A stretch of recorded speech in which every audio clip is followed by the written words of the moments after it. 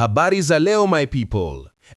Tanzania has been on fire, and not in the good way of music or football. This election week, chaos erupted across the nation like ugali on a hot pan.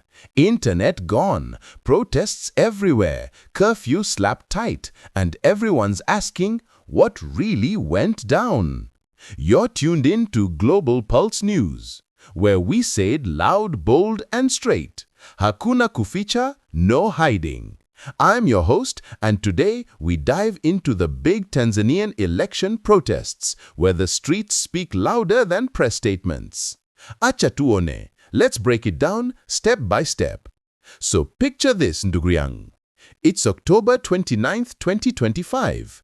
People woke up early, lining up at polling stations like it's Independence Day, ready to cast their votes. But whispers were flying around like bodas, some saying the playing field wasn't fair. The ruling party, CCM, in power since 1961, looked too comfortable, and major opposition candidates were mysteriously blocked out. Imagine that. So when results began looking a bit too smooth, folks didn't clap. They shouted. From Salaam to Kagera, people took to the streets. Protesters said, hatutaki mchezo. They wanted transparency, not tricks. That's how the spark caught, and Tanzania turned from peaceful queues to angry crowds faster than you can say, pole sana. But wait, when the fire starts, what do leaders do? Simple. Pull the plug, literally. Now, let me tell you, you know things are serious when even WhatsApp says, connecting, and never connects. That's exactly what happened. The whole country went digital blackout, my friend. Net blocks confirmed. Total internet shutdown. Why? To control the narrative, bwana. When protests go viral, governments panic. Tanzania joined that growing African trend of shutdown descent. You can't tweet, can't stream, can't even send memes. Opposition voices tried VPNs, but even those got throttled. So the streets became the only social media left. Protesters shouted their hashtags in real life. Hashtag haki yetu and hashtag tumechoka. But you see, when the crowd loses the mic, the message gets louder through chaos.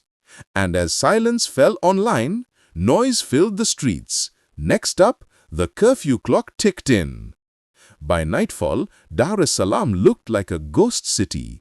At 6 o'clock sharp, curfew dropped like a hot chapati. Police trucks rolled in, soldiers lined the roads, proper show of force. The government said it was for safety, but the people felt it was to cool their spirit. You get me? Fires burned in Bagala, tear gas floated through Mwanza, and citizens who just wanted fairness found themselves hiding indoors. The streets of Kagera echoed with chants, hatutaki udhalimu. It was tense, kabisa. The air felt thick, not from dust, but from anger. The government locked down, but the questions kept knocking louder and louder. Now, let's talk about the numbers, because behind every protest, there's a price. This part, my friend, is not easy to talk about. The opposition says around 700 people lost their lives. The UN's estimate, only 10 confirmed. But we all know, numbers in chaos don't tell the full story. Families are mourning, hospitals are full, and voices are silenced. People say, tunataka amani, but peace without justice is like ugali without soup, dry and hard to swallow. Some witnesses say police fired live bullets. Others claim it was mob clashes. The truth sits in between, tangled in fear. But one thing is clear, the nation bleeds, and trust is fading fast. So, beyond the blood and smoke, why does this story matter? Not just for Tanzania, but for the world. Listen, my people, this story ain't just ours. It's everyone's. Democracy across Africa is watching Tanzania like a hawk. When a nation blocks opposition, shuts internet, and sends troops, it's not just politics. It's a message. For young Africans fighting for fair elections, this feels like déjà vu. From Uganda to Sudan, we've seen the same movie play on repeat. And when social media goes dark, so does hope. But here's the twist. Tanzanians are loud, resilient, and proud. We don't back down easy. So maybe, just maybe, this moment lights a fire for change. Sio. All right, my people, we've seen the past, felt the pain, but what's next for Bongoland? Let's see. Now everyone's eyes are on what the government will do next.